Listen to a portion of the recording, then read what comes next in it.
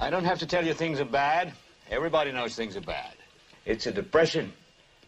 Everybody's out of work or scared of losing their job. The dollar buys a nickel's worth. Banks are going bust. Shopkeepers keep a gun under the counter. Punks are running wild in the street, and there's nobody anywhere who seems to know what to do, and there's no end to it. We know the air is unfit to breathe, and our food is unfit to eat. We sit watching our TVs while some local newscaster tells us that today we had 15 homicides and 63 violent crimes, as if that's the way it's supposed to be. We know things are bad, worse than bad. They're crazy. It's like everything everywhere is going crazy, so we don't go out anymore. We sit in the house, and slowly the world we're living in is getting smaller, and all we say is, please, at least leave us alone in our living rooms. Let me have my toaster and my TV and my steel-belted radios, and I won't say anything. Just leave us alone. Well, I'm not going to leave you alone. I want you to get mad. I don't want you to protest. I don't want you to riot. I don't want you to write to your congressman because I wouldn't know what to tell you to write. I don't know what to do about the depression and the inflation and the Russians and the crime in the street. All I know is that first, you've got to get mad. You've got to say, I'm a human being. My life has value.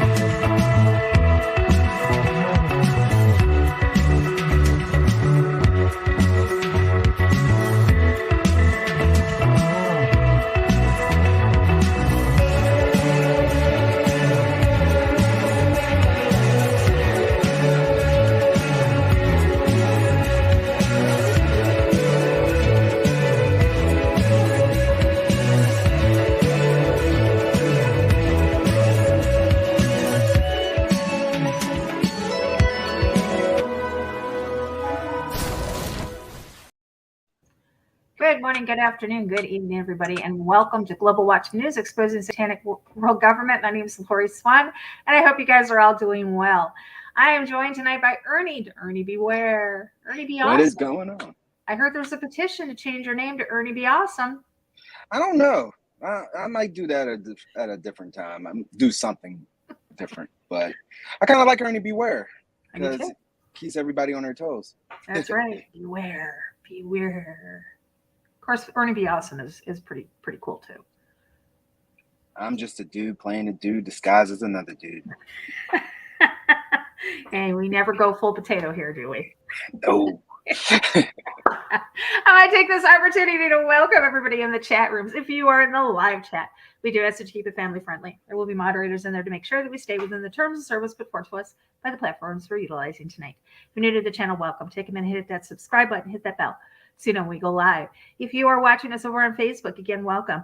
Please hit the like button for the page and share on social media. So lots going on, Ernie. Yes, a lot is going on, and it's overwhelming to be honest with you. But you know, we can still rejoice in knowing that God wins in the end.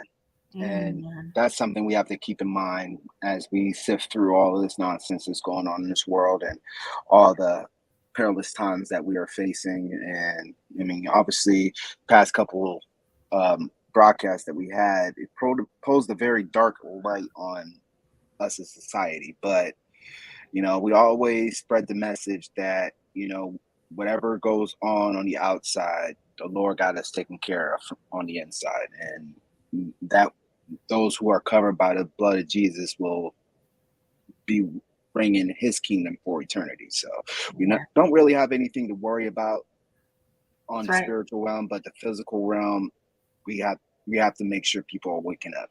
Exactly. The price has been paid. The ultimate price has been paid. The battle has been won. We just need to go through the emotions or the motions and get through, because those who endure to the end shall be saved. So Absolutely. yeah. So we're going to talk to you guys about something that takes place every single year in July. And what we're going to do is we're going to talk to you guys today about Bohemian Grove. A lot of you guys may know what Bohemian Grove. Some of you may not know what it is. Essentially, for a lack of a better word or terminology to tell you what it is, it's basically a summer camp for the elite,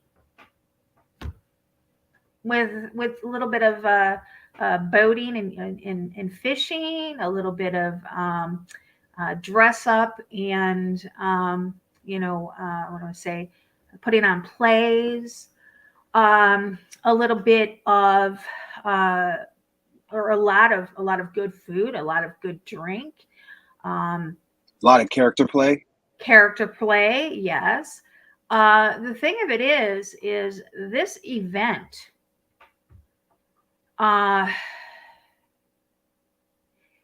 next to the Super Bowl, is one of the highest number of prostitutes being brought into an event that takes place. And they're mostly male prostitutes. You won't see too many. You won't see her. I don't think you see any women here. All the men, when they do their little dress up and do their plays, they dress up in their drag, and it's not a very nice place to be. Absolutely not. I mean, anything that goes on in the woods like that, you gotta be kind of careful. And I mean, as you see here in this presentation, that it takes place in Redwood Forest in Northern California. Yeah. And I'm going to tell you, a lot of people you're going to mention, and you probably, I think Bohemian Grove is best known because, and we talked about this before we went live, Alex Jones, and I'm using air quotes here, and I'm being very sarcastic when I say Alex Jones broke into Bohemian Grove to expose it. No, that didn't happen. Alex Jones was invited in. Number of reasons why. Bohemian Grove has more security out around it than the Pentagon. It has motion detectors. It has cameras. It has armed guards around the perimeter of it. Alex Jones went in there with a camera and didn't even disguise himself. Like nobody was going to recognize Alex Jones amongst these people. There's also audio video of one part where he's in like the bar area and somebody says, Alex. So if you believe that Alex Jones broke in this place to expose it, you are sadly mistaken. But anyway, so Bohemian Grove was founded. It started in 1872. And it is a private association whose members shall consist of gentlemen who are connected professionally with literature, art, music, drama, and also those gentlemen who, by reason of their demonstrated love or appreciation of these objects, their temperament, intellect, and their commitment to participate in club activities makes them a worthy companion in artistic fellowship. Sounds pretty good. I mean, it sounds like a men's club who appreciate the arts. Absolutely. I mean, as a person who's been a musician for decades, I love the arts. But as we all know, the enemy can disguise himself as an angel of light. So what appears to be on the surface that's good is downright evil. Exactly. And, one of their motto is weaving spiders come not here. That always gave me a little bit of the EBGBs, because I'm like, I think of a spider and its web and, being caught up and not being able to escape. And it's dark. It's just very creepy there. Bohemian Grove is a 2,700 acre virgin redwood grove in Northern California, 75 miles north of San Francisco. where the rich and powerful and their entourage visit with each other during the last 2 weeks of July while camping out in cabins and tents. Actually, this year it's a full 3 weeks. It's going from July 11th until the 31st.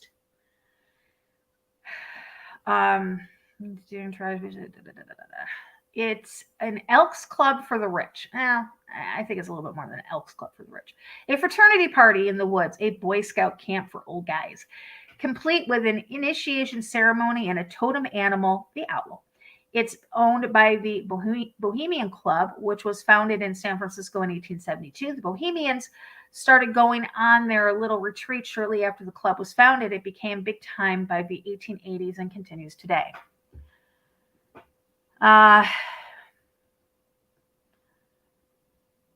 not going to read a lot of this because I don't agree with it. It's saying it's not a place of power. I don't believe that.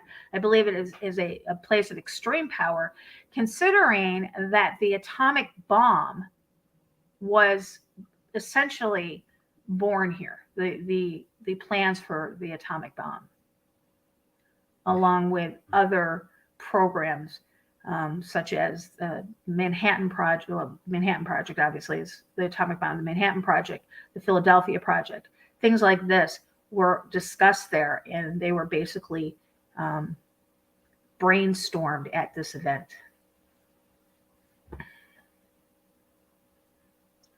Yeah, when you have a lot of world leaders attending something like this here in secret, not known to the public,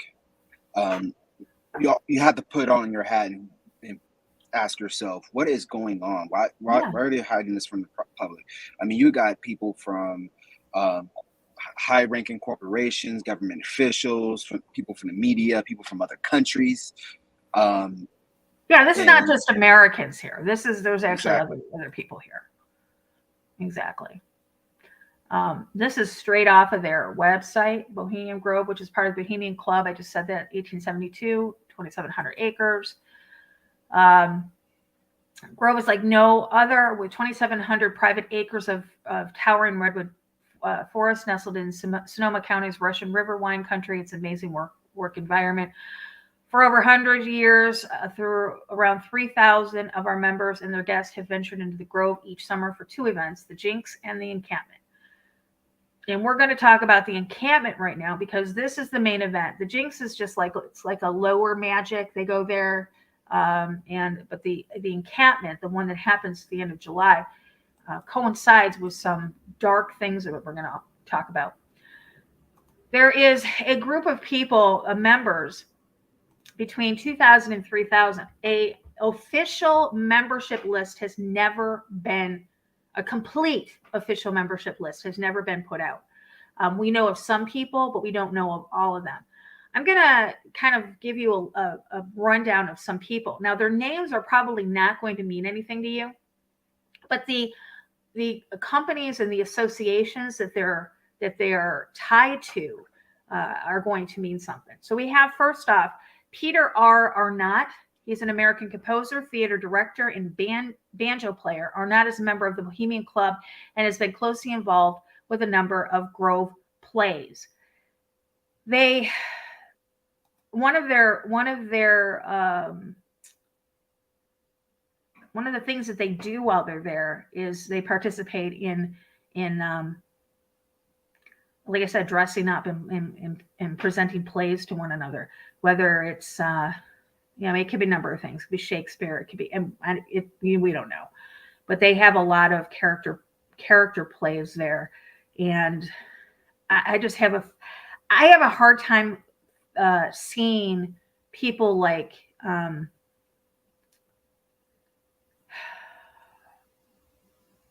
I don't know, people like Soros dressed up and reading Shakespeare. I don't believe so. I mean, judging by his character and whatnot, he doesn't seem to be the type of person that likes to play around. But then again, you give a person enough alcohol, enough drugs, and and flirty a little bit with the little boys there. Well, maybe they do cut loose a little bit. Perverts. Makes me sick to even think about it. Literally makes me sick to even think about it. Another member is Richard Tyler Buckley. He's an American author and political satirist. He has also served as chief speechwriter to Vice President George Herbert Walker Bush. We have got Harlan Rogers Crow. He's an American real estate developer from Dallas, Texas. Long, solid ties to the Bush family. William Henry Draper III. He's an American venture capitalist. Richard Bunger Evans, also known as Richard Bunger. He is an American composer and pianist. David Richard Gergen. He is an American political commentator and former presidential advisor who served during the administrations of Richard Nixon, Gerald Ford, Ronald Reagan, and Bill Clinton. He is currently a senior political analyst for CNN and a professor of public service and the founding director of the Center for Public Leadership at the Harvard Kennedy School. Newt Gingrich, an American politician and author who served as the 50th Speaker of the United States House of Representatives from 1995 to 1999. A member of the Republican Party, he was the U.S. Representative for Georgia's 6th Congressional District, serving North Atlanta and nearby areas from 1979 until his resignation in 1999. In 2012, Gingrich unsuccessfully ran for the Republican nomination for President of the United States. Bobby Ray Inman. He is a retired United States Navy admiral who held several influential positions in the United States intelligence community.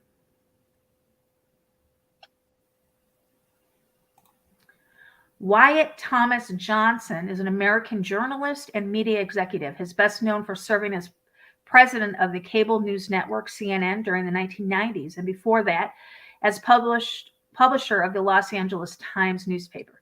He was a member of the Peabody Award Board of Jurors from 1976 to 1990. In addition, Johnson is a longtime member of the Lyndon Baines Johnson Foundation Board of Trustees and a former member of the Rockefeller Foundation Board of Trustees. See, the name doesn't sound familiar, but the things that are associated should raise the red flags for you. Absolutely. As you can see, that everybody has a specialization in certain aspects of our society, whether it's music, politics, education. Right. You have all those different people under one roof.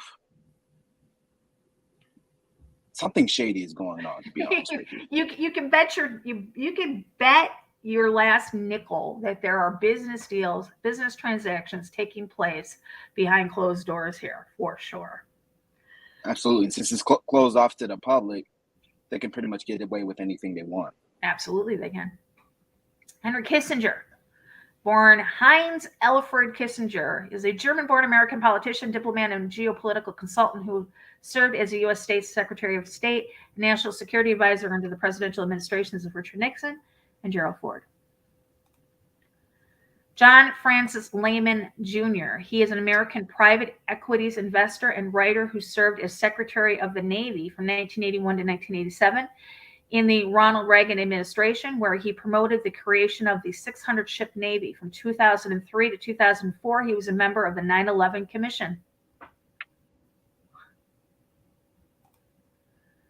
Sean Charles O'Keefe is a university professor at Syracuse University Maxwell College, former chairman of the Airbus Group, Inc., former Secretary of the Navy, former administrator of NASA, and former chancellor of the Louisiana State University. He is a former member of the board of directors of DuPont.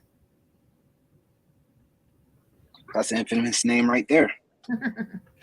And set to speak at the Bohemian Club conclave this year is none other than the famous Arnold Schwarzenegger.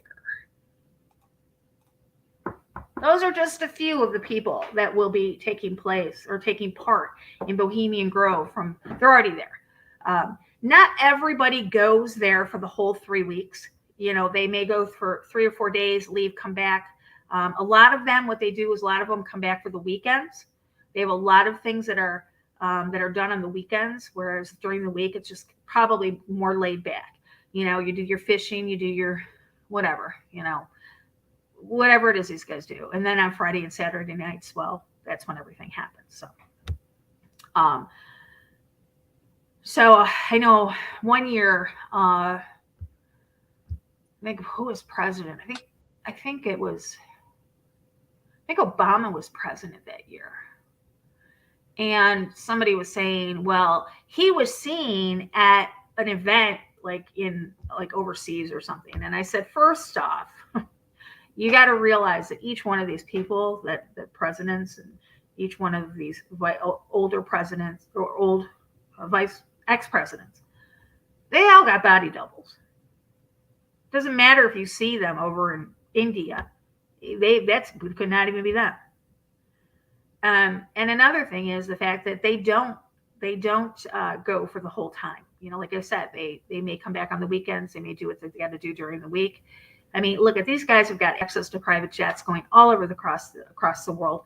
They don't have to file flight plans. They don't have to tell you where they're going. They don't have to have a mother may I. They just do what they want to do. Absolutely. And the weekends, that's when things really pop off. So yeah, exactly.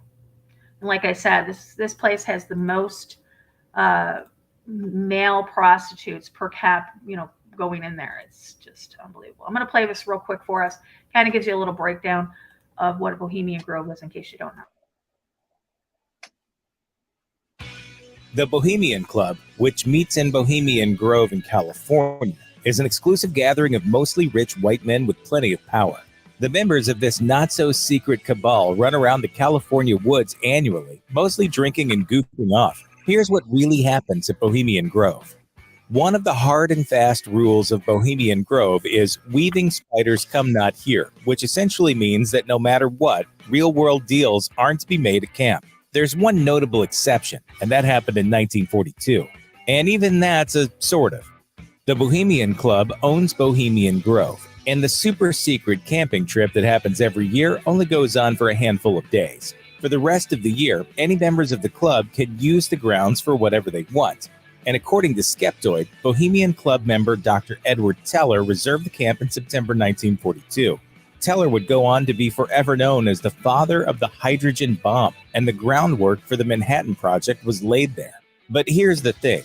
Teller was the only member of the Bohemian Club there, so it can't really be said that club members were out there planning world domination. Were they?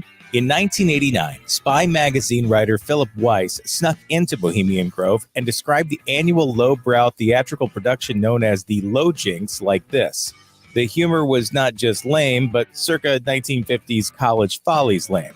Those who have gotten an inside peek into Bohemian Grove say the theatrical productions are a huge deal, and the one-time production Weiss was talking about was not only filled with the type of humor an 11-year-old might find hilarious, but it also cost a whopping $75,000.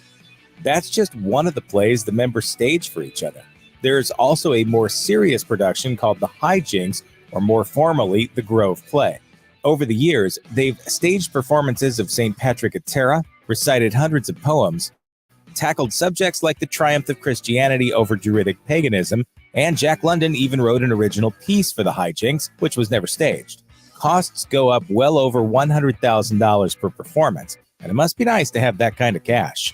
Every annual meeting in Bohemian Grove has since 1880 kicked off with a ceremony called the Cremation of Care.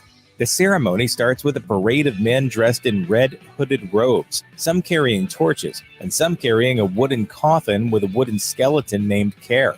The procession winds through camp until they make their way to the side of a lake watched over by a massive cement owl. And as spectators gather, the men playing the priests extinguish the torches. They sing a song, and a priest tells members, "Shake off your sorrows with the city's dust, and scattered to the winds the cares of life." The funeral pyre is lit, the dull cares of the world are gone, and attendees head back to camp to embark on a week of merrymaking. In 1986, the club attempted to argue, quote, that male gender is a bona fide occupational qualification, much like Hooters argued that being a female with a certain body type was a job requirement for being a server there. The Bohemian Club was less successful than the restaurant chain when it came to their lawsuits, and they were forced to open hiring practices to female employees. Of course, there's a but. Jobs for women were restricted to the dining circle and valet parking, which former Summertime employee Sophie Weiner said were the lowest paying positions. She also added that there was a very literal line on the ground that marked the place where women needed to stop. And yes, this nonsense happened in the 21st century. The line must be drawn here. This far, no farther. Vanity Fair got a copy of the official itinerary for 2008's encampment, and there was plenty of musical entertainment scheduled. It turns out that singing around the campfire isn't just for the Boy Scouts. And that year, Sam Cooke's music was featured in a 9:15 p.m. campfire circle. It's not all fun and games, though. The lakeside talks are always a major part of the retreat, and they're usually heavy stuff. They're scheduled for every day at 12:30 p.m. And over the years, they've been given by people like Dwight D. Eisenhower, Richard Nixon, Werner von Braun, Herbert Hoover, and Neil Armstrong. At the same time, some of the most powerful men in the world are giving talks on some hugely heavy topics. There's something else going on, too. Constant drinking and what Vanity Fair calls, quote, profuse outdoor urination. They credit that to three things: gin fizzes being poured at 7 a.m., so many enlarged prostates, and such majestic natural urinals. The Bohemian Club owns 2,700 acres of redwood forests, and only a small amount of the property has been turned into a retreat. Vanity Fair and journalist Alex Shomatov suggest there's been something else going on outside the carefully groomed camp for a long time, and that's illegal logging.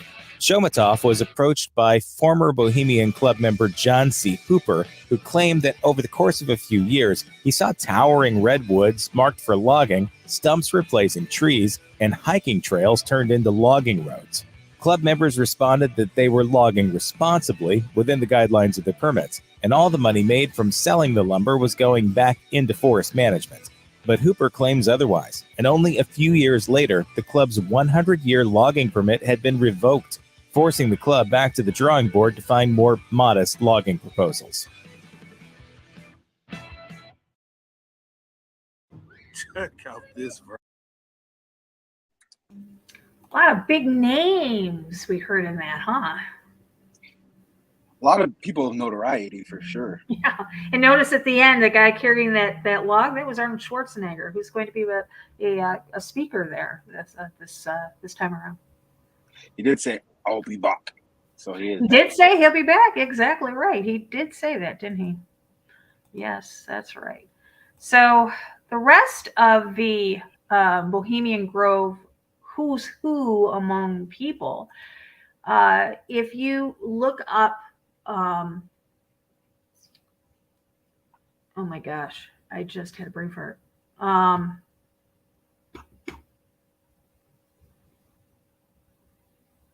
What's the meeting they have every year? Not Bohemian Grove, but the other one. Guys, help me out here. Are you referring to the Bilderberg? Bilderberg, Davos, WEF, all those names. Thank you so much.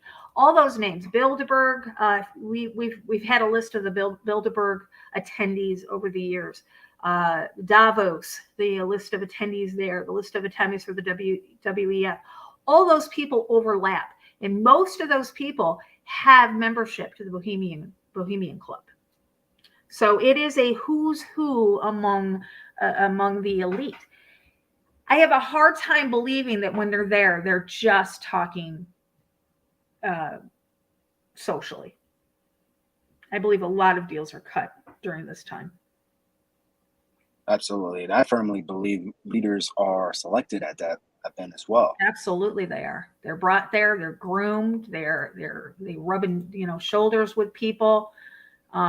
Here's a list of job openings for the Bohemian Club. So if you're in the California area and you would need a job, you can get a job as a bartender, a beach event attendant, a shuttle driver, bus driver, security staff. They need an event server, a trap and skeet attendant, a valet parker. They have general store there, registration agent, HR coordinator. It's just a temporary job, so don't worry about that one. So stagehand, production crew, warehouse commissary, delivery driver, warehouse associate. Yeah, there's still jobs that are available. I just pulled this up today. So there's still jobs available there if you, have it, kind of And I have thought of sending somebody in there, to tell you the truth. Over the years, it has come to my people have actually come to me and like, I'll go in there, and I would never do that. But too No, it's too dangerous. risky. Yeah, too dangerous in my opinion. I'll go in there and I'll record it. Yeah, it sounds good on the outside, but when you walk in there, I'm sure it would be a whole different atmosphere. A whole different. Yeah, I'm one. pretty sure with the security, they got snipers, and obviously with the latest in technology to be able to They scan do. the area. Yeah. I mean, I wouldn't recommend it. Right. That link that you send me, you want to play that? Or you want to read that? Yes, if you don't mind pulling it up, I did will close pull it it off. up for you. Absolutely. Do you want me to scroll, or are you reading it on your side? You can go ahead and scroll if you don't mind. Okay. Inside, one photographer's quest to infiltrate Bohemian Grove, the secret annual gathering of America's most powerful men. The near mythical annual meeting has fascinated conspiracy theorists for years and is the subject of a new book. You can go ahead and scroll down. The story has all the trappings of a viral Netflix documentary. In 2002, a man with a skull mask, several guns, and a sword broke into a remote 2,700-acre campground outside of San Francisco. He called himself the Phantom Patriot, and he was on a mission to stop what he believed was a secret cult of rich men sacrificing babies to an owl king. After the standoff with local law enforcement, the man, whose real name was Richard McCaslin, was taken into custody. No one was hurt. McCaslin claimed that they had been inspired by Alex Jones, the incendiary radio personality behind InfoWars. 2 years prior, Jones released a documentary that claimed to have uncovered the secret rituals of Bohemian Grove, an exclusive retreat where the world's richest and most powerful men gather every year. Now, more than 17 years later, British photographer Jack Latham has revisited the event for Parliament of Owls, a fascinating new book due to be published in August that looks at conspiracy culture and the role that images play in perpetuating it. Oh, look at him. And he look impressive. Oh yeah, it kind of looks like a dark Captain America. Reading on, the idea of this project first came to the artist after wrapping up his last book, Sugar Paper Theories, which explored a mysterious murder case in Iceland that resulted in a wrongful conviction of 6 people. The trial was reheard after the release of the book. 5 of the 6 people accused were exonerated. The thing about that case was that it attracted a lot of conspiracy, so I found myself socializing a lot with theorists. Latham recently told ArtNet News. Bohemian Grove is one of the greatest hits when it comes to conspiracies. Indeed, for generations, Bohemian Grove had played into the imaginations of many. It's not hard to see why. A secret, yet very real club located deep in the towering California redwoods where presidents, CEOs, artists, and other powerful men meet every year. The concept is bound to inspire wild speculation. After lengthy investigation, however, Latham found that the reality of the club is not that exciting. The more you learn about Bohemian Grove, the less interesting it actually is, he says. It's where the rich wear shorts and sandals and walk around talking about money. Yeah, right. During the day, that's what they do. It's when night comes that the shenanigans start taking place. Absolutely. The author goes on to say that might be a troubling idea unto itself, but it's not as interesting as sacrificing babies. Well, we know that cult rituals require those types of activities to be performed at night. Yeah, and we're going to get to that too. Would you like for me to continue reading? If you'd like to. The club lives at the heart of the Parliament of Owls, but only through implication. In the end, Latham wasn't able to photograph the interior of the grove. No one is. But he was perhaps even more interested in training his lens on the people and objects who have been pulled into the grove's orbit.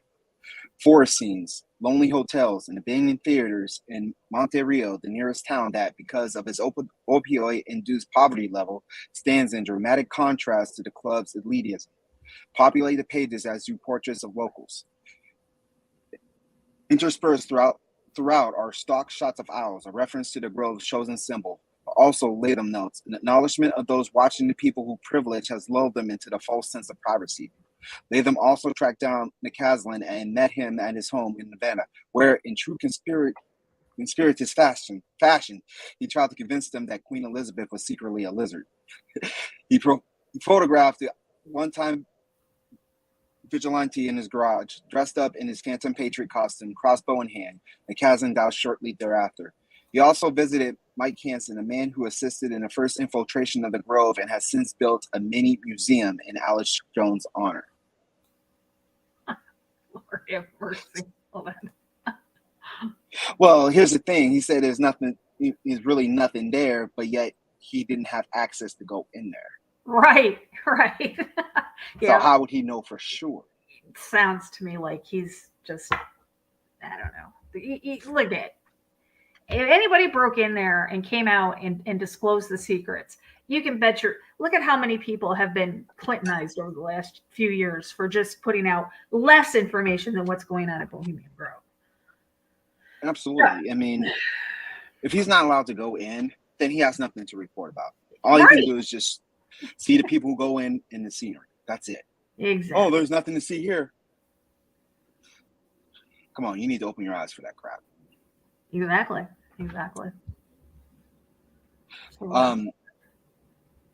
Hansen tipped off Latham as to where Jones himself might be located, an address that is far harder to come than that of the Bohemian Grove. Latham wound up in a wall campground in a remote part of Texas. A giant satellite dish sat on a roof. A security guard at the entrance claimed not to know anything about Jones or InfoWars and told the photographer to get lost. So he took a picture of the outside of the building instead, at which point he found himself indulging in the same invasive voyeuristic impulse that led Jones to crash the Grove nearly 2 decades prior. Latham is aware of the irony. He is also aware of the ways in which the act differed from Jones's own. In some ways, he said, that was the point of the whole project. I think one of the reasons I'm drawn to conspiracy theories as a subject matter, Latham explains, is that the act of creating conspiracy is conceptually linked to photography.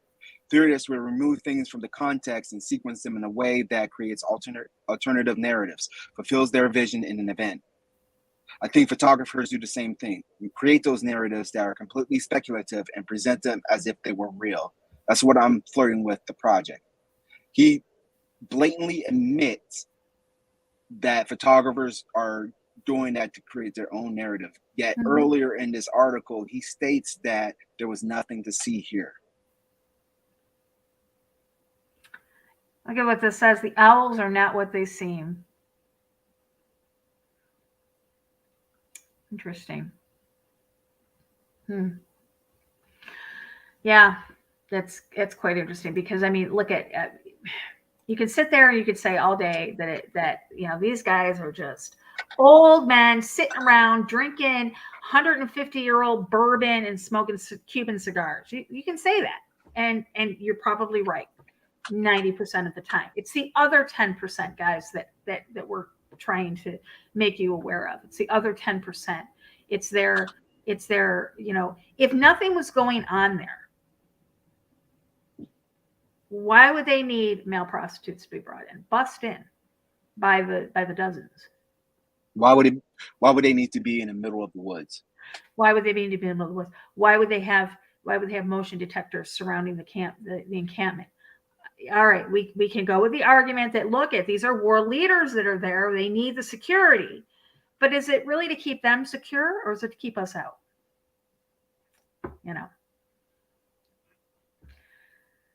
So right. There is one thing that I'm interested in, and that is their last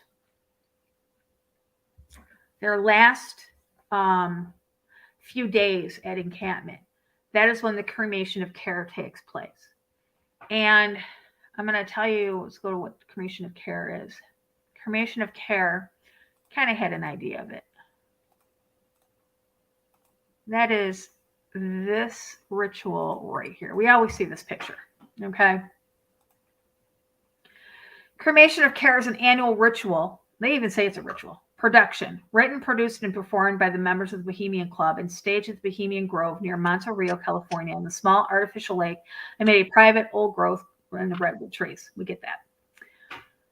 We're not going to go into the real history of it, but it says the earliest productions of the Grove play, several restrictions were imposed upon the sire, which is the host, chief planner, and master of ceremonies, including the stage setting to be natural forest backdrop and at the malign character Care be introduced in the plot to wreak havoc with the characters and then be faced down and vanquished by the hero. In these early productions, the cremation of Care immediately followed and lasted until midnight. The end of the ceremony was signaled by the lively Jinx band rendition of "There'll Be a Hot Time in the Old Town Tonight," and the club members sat down to a late dinner and drinks. From 1913, the cremation Care was disengaged from the Grove play and rescheduled for the first night of the summer encampment. Grove play was set aside for the final week. A different sire was appointed for the cremation, and some concerns were raised in the subsequent years as the cremation of Care was growing into its own secondary Grove play. Some sires experimented with a satirical treatment in tropical themes such as patriotic World War I treatment of 1918 and the popular Prohibition script of 1919. Care was not killed, let alone cremated, and in 1922, that's when it was created into what it is today and put at the end of the entire 3 weeks stay or 2 weeks stay, whatever it is, 3 weeks this week. Now, I told you guys that the cremation of Care, or I'm sorry, I told you guys that the dates were from July 13th to July 31st. So that would mean on the night of the 30th and into the morning of the 31st, it would be taking place, the cremation of Care. I want to draw your attention to this. Okay.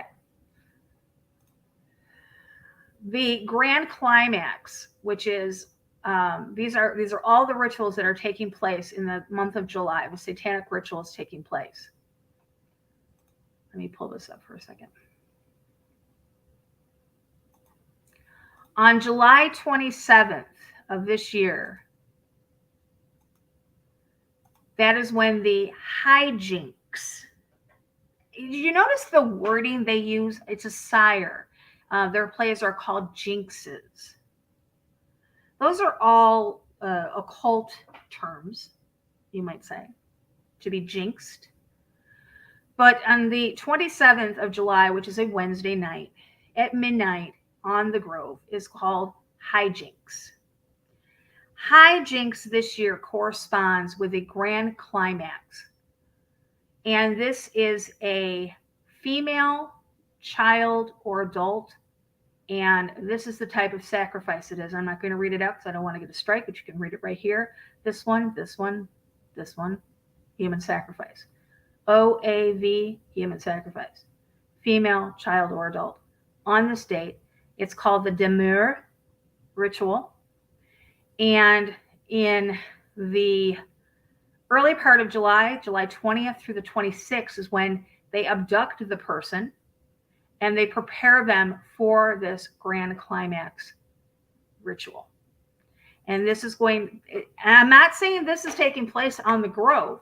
What I'm saying is hijinks is taking place at the same time that this is scheduled. And this takes place not just at Bohemian Grove. This takes place all over the world by people who have this belief system. It's not a coincidence that they plan hijinks on this night. I always ask people during the Bohemian Grove to please pray. Pray not only for the deliverance of these people that are there, these evil people, but mostly pray for the victims of this, the young boys and men that are being transported there for the pleasure of these vile individuals, for whoever it is that's been chosen, not only here for this ritual, but worldwide for these rituals.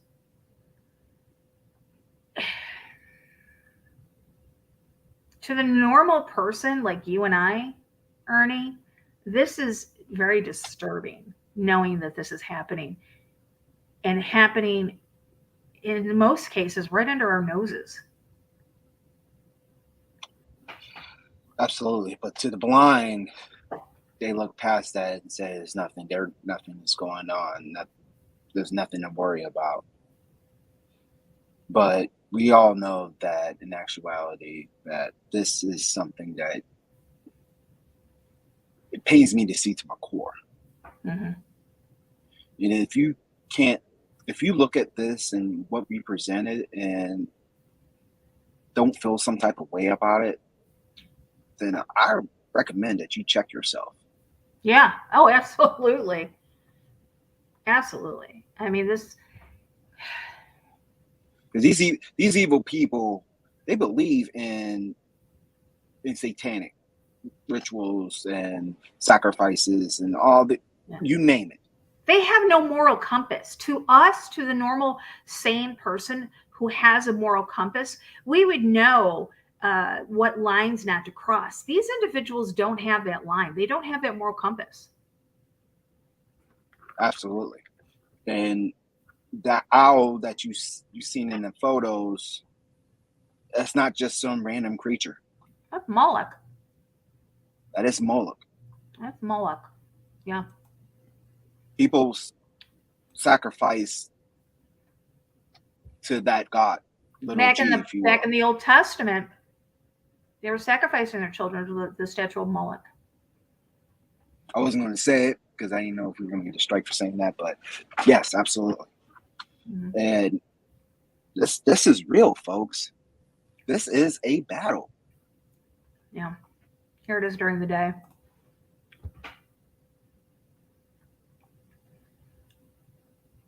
Creepy looking.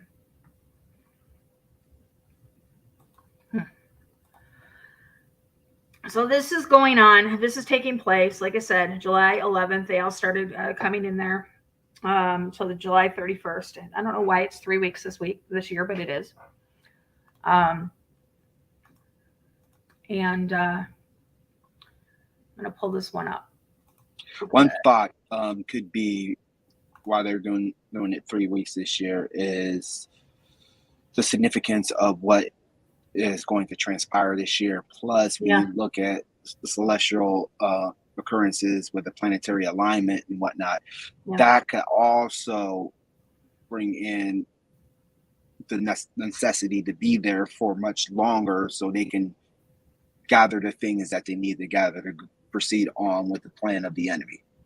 I think you're probably right on that, because I think they're drawing the energy from the alignment. Absolutely. Absolutely. Here we have, let's see, this is actually a visual from the Old Testament. I believe it was the book of Exodus, where they're putting the children into the hands of the statue Moloch, who, if you don't know the story, it's quite disturbing.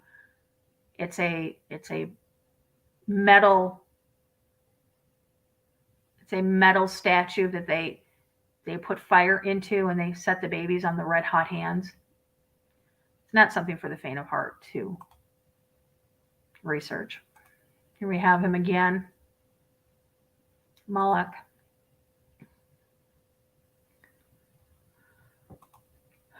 Here it is here. That is at the Garden, Bohemian Grove. Top secret operation behind the development of the atomic bomb, known as Manhattan Project, was first planned at the Grove in 1942. We heard him say that, that only Oppenheimer was there, so he was the only member. I have a problem with that statement, and I'm going to tell you why. And I wanted to wait until right now when I brought this up. You heard him say that was wrong, that the Manhattan Project was not the brainchild. It was not thought about in Bohemian Grove, because Oppenheimer was the only Bohemian Club member that was there present at that meeting. That is a lie, because you cannot go to a Bohemian Grove meeting if you are not a Bohemian Grove member. I don't think Oppenheimer had a meeting with himself, did he? So that is a blatant lie. Many witnesses have come out and said the global elite get naked and run around shooting like little boys, or shouting like little boys. Lori, I do have a question for you, and maybe you'll be able to explain it away better than I can. Now, the true depiction of Moloch, as stated in the Old Testament, is a picture of a horned goat. This this symbol represented in the Bohemian Grove is an owl. Mm-hmm. Well, why did they change that? Good question.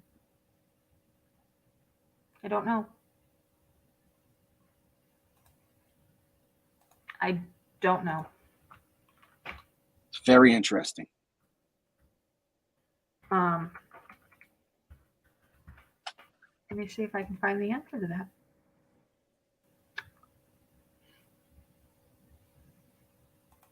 If anybody in chat has any insight on this too, that would be awesome. Because this is something I've always wondered ever since I've heard about this about 10 years ago. And I can never find the answer as to why. Well, here, okay. If you look up Moloch, and this is under Google, if you look up Moloch owl, this here comes up. And it says Moloch, also spelled Moloch, a Canaanite deity associated in biblical sources with the practice of child sacrifice. The name derives from combining the consonants of the Hebrew Moloch, king, with the vowel of shame, the latter often being used in the Old Testament as a variant name for the popular god Baal. The Hebrew Bible, Moloch is presented as a foreign deity who was at times illegitimately given the place in Israel's worship as a result of the synchronistic policies of certain apostate kings. The law given to Moses by God expressly forbade the Jews to do what was done in Egypt or in Canaan. You shall not give any of your children to devote them by fire to Moloch and so profane the name of your God. That was in Leviticus. You know what? It doesn't say why.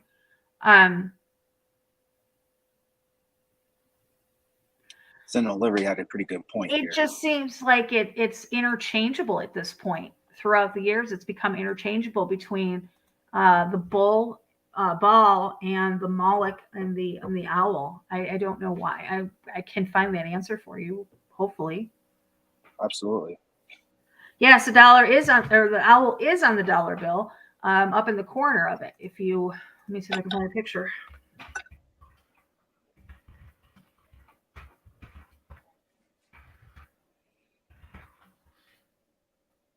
Images.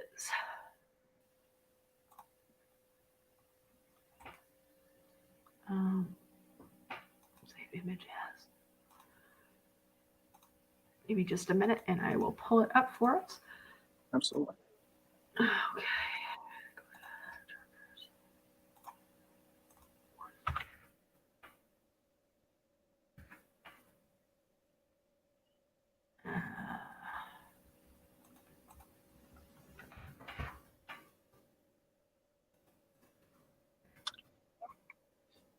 It definitely appears that they try to perverse and cause confusion in every which way, even when it comes to their own evil tactics. Right. So it's interesting how their thought process goes into who and what they worship and sacrifice to. Exactly. I had to put it into another folder because I had too many in there and I could not find it. So I threw it into another folder. There we go. I apologize, guys. Here we go.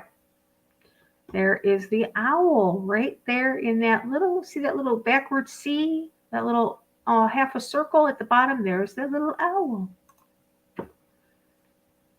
Sitting there perched. Cute little bird. Cute little bird. Cute little innocent, benign bird. Yeah. There's a lot of things that take place behind closed doors that you're not aware of. There's another in September. I will maybe do a show on it. There's another ritual coming up. I believe it's in September in Denver, Colorado.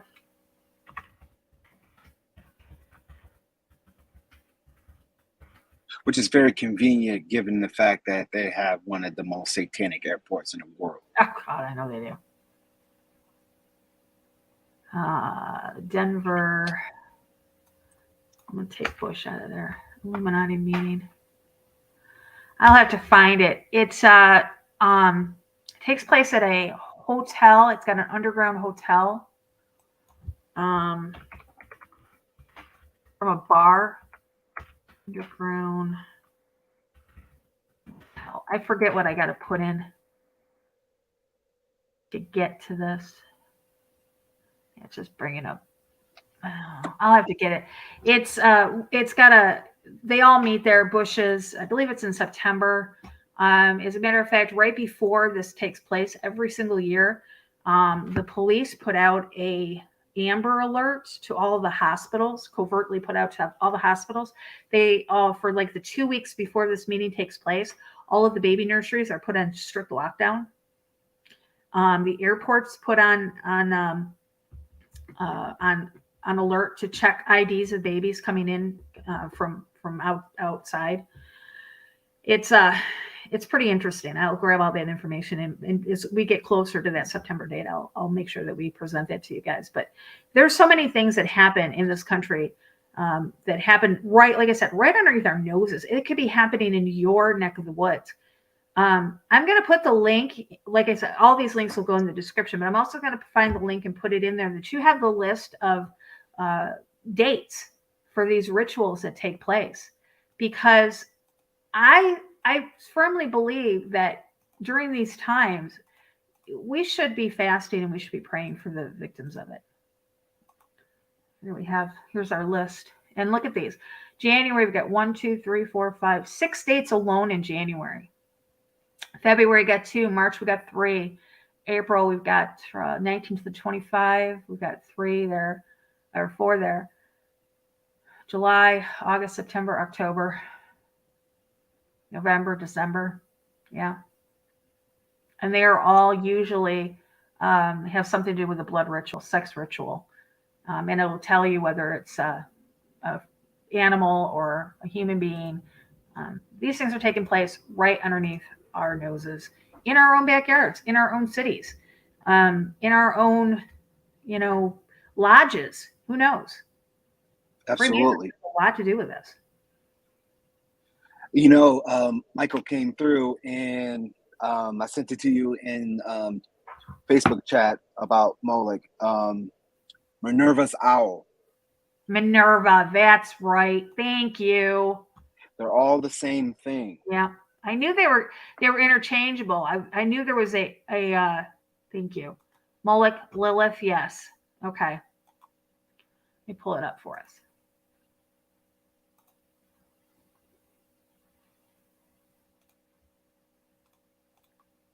So Lilith would be the female aspect of it. Moloch, so Lilith and Minerva would be the female aspect of it, and Moloch and Baal would be the male aspect of it. Would that be how it would work? That's how it appears to be. Okay. Yeah, I'll put this link for you guys to take a look at. That's kind of what. Yeah, interesting. So, when you're doing your prayers, and you're,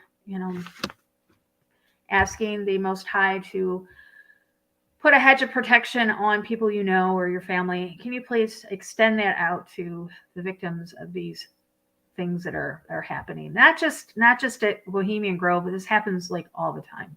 This happens. I mean, how many thousands of children going missing every single year in the United States, and nobody's batting an eye. There's no investigations, or we don't hear it on the news. You may hear an Amber Alert, but not as many as we should be hearing. They're going somewhere, guys. Something's happening to these people. So. We are getting bombarded from all angles and all channels. It's been hard to keep up with things lately. It really has. So for those of you that have contacted me regarding the invitation only live stream that we're going to be doing, most likely will be Wednesday night, same time, 8 o'clock Central Time. I'm going to get everything together and present it all to you. What I'm going to do is I'm probably not going to present it like this, like, showing you and telling you. I'm going to be just showing you and presenting things to you. Trish, I hopefully will be up here with us and presenting what she has on this.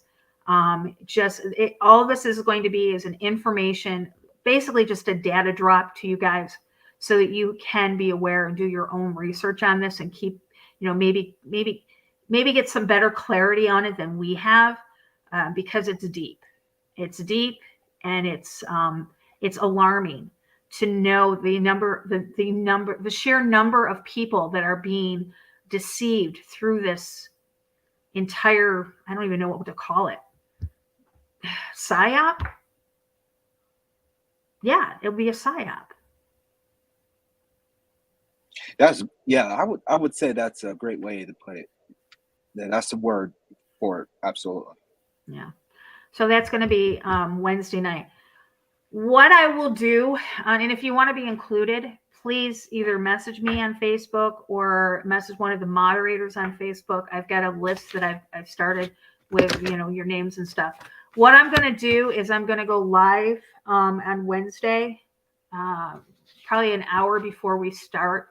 And I will just be running like music or something. And if you want to be included in that, you can come into chat and let me know, and I will give you my email address, and you can email me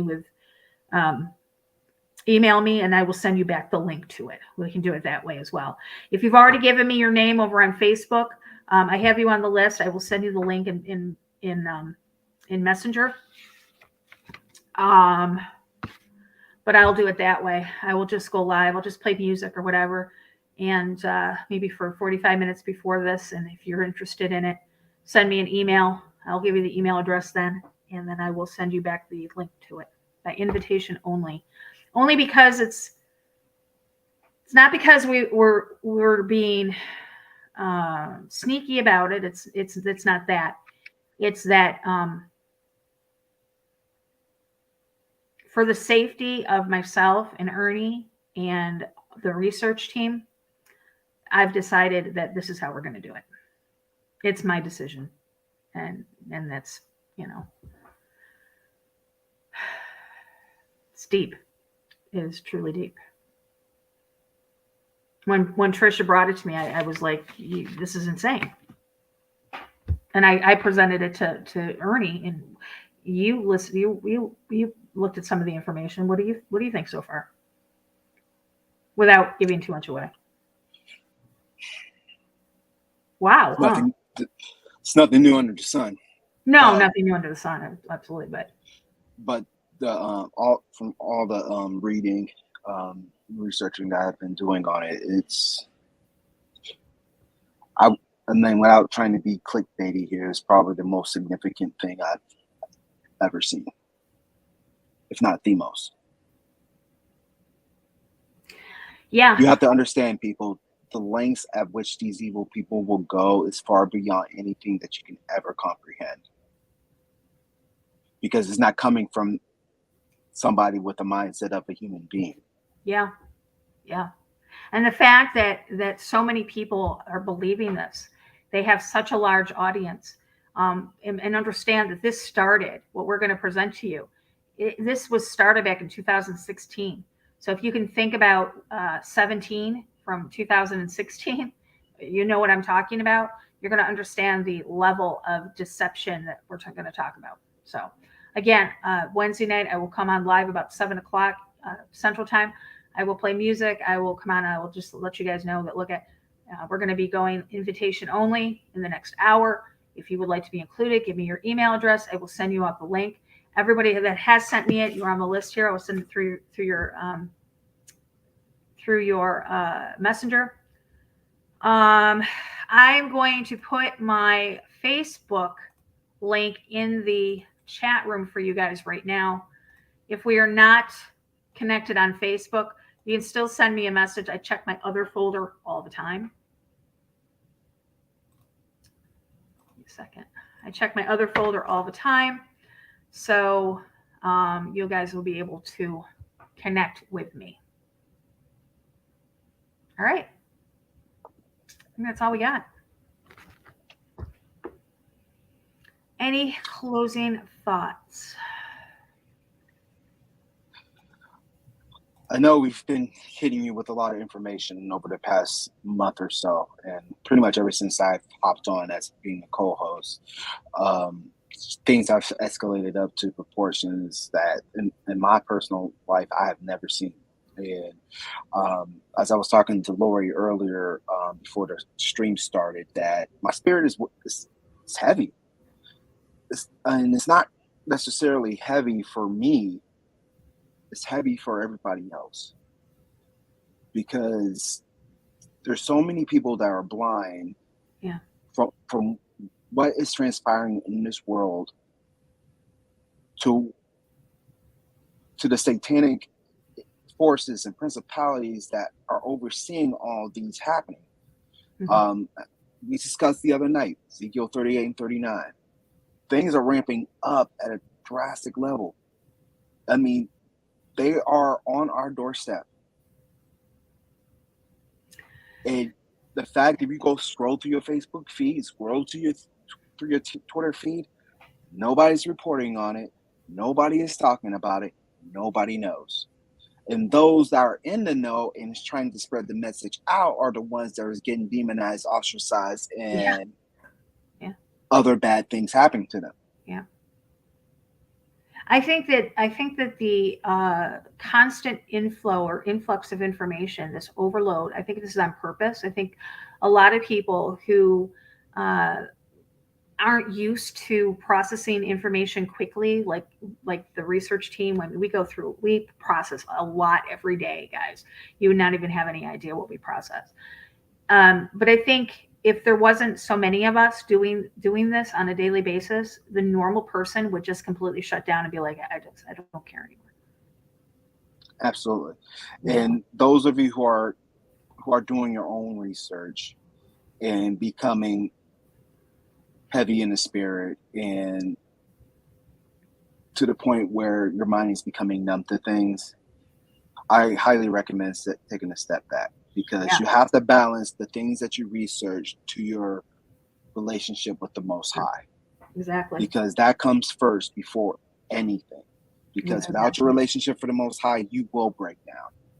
Exactly. I don't know how many times a year I tell you guys I'm taking a break. You won't see me for a couple weeks, and that's, we have to. And when Ernie, joined up and came up to the broadcast team, I told him, look, at any time you feel overloaded or stressed out or you need to take a step back, you do it. Don't you worry about, the show's not going to keep it getting put on, or we're not going to go live. That's not our keeping ourselves healthy so we can put out the information is what is important. And absolutely. Don't be afraid if you're in our Nothing to See Here group, and if things are weighing heavy on you, don't be afraid to place your burdens on one another. As humans, God created us to be able to do that for one another, uplift one another. Iron sharpens iron. Yeah. And if something is weighing heavy on you, don't be afraid to come to one of us, and we can lift each other up in spirit. Because we're going to have to do that in order to be able to make through this. Yeah, absolutely. For those of you that don't know what the Nothing to See Here group is, I'm going to put the link in for you guys. Come on over. I will get you guys in the group. It is constant. I love everybody in that group. I'm going to tell you. You guys are amazing over there. Drop information, pick information. The only thing you cannot do is you cannot share the information that is in the group, because it is a closed group, and that is for the protection of the members. That is so people on the outside cannot go into our member list and see who is a member of that and target anybody. I try to make all of our groups safe place for everybody to share information, and that is how I have to accomplish it on Facebook. But a lot of the stuff that is in the group is also on my personal page, which is public and accessible, so you can share it from there if you choose to. I have a lot of people going, make this shareable. I can't. I won't. I'm sorry. I won't open up the group for anything. So the group is, unless you've got the link, you cannot find the group. All right. That is all we've got. Thank you, Ernie. Thank you once again, Lori. And do you want to ask you guys to please? We got to start building up the backup channel. Here's the backup channel for Global Watchman News. We got to start building that one up so we can hit 1,000. I cannot go live over there on my phone until we hit 1,000 subs over there. I know that sounds like a lot, but if we, keep pushing it out there to everybody, we will eventually get to it. We've gotten at least almost 900 subs in the last 28 days just on this channel alone. So it's possible to build a channel very quickly. So. Right. And with the information that we present too, the more members that we get on one channel, the more they're going to come after us. So we got to keep going at it and keep grinding. That's the truth. Yeah, it seems like every time we get to 5,000, they kind of wipe us out. So absolutely, we're coming up on that. We're coming up on that number. So, all right, guys. I want to thank everybody in the chat room. I want to thank all of our moderators as usual. Thank you to Ernie. Yeah. We will be back on, I don't know about tomorrow night. If we'll be back tomorrow night if anything changes. We're right now we're keeping an eye on the Russian military and I can't even talk. Russian military. We're keeping an eye on Iran right now. Iran has just announced that they now have nuclear capabilities. We're keeping an eye on Ukraine. It seems that the Russia is pounding the Ukraine right now. It's escalating rather quickly. So if something happens within the next 24 hours, we will be back tomorrow night. If not, we'll be back with the invitation only on Wednesday night. Remember, guys,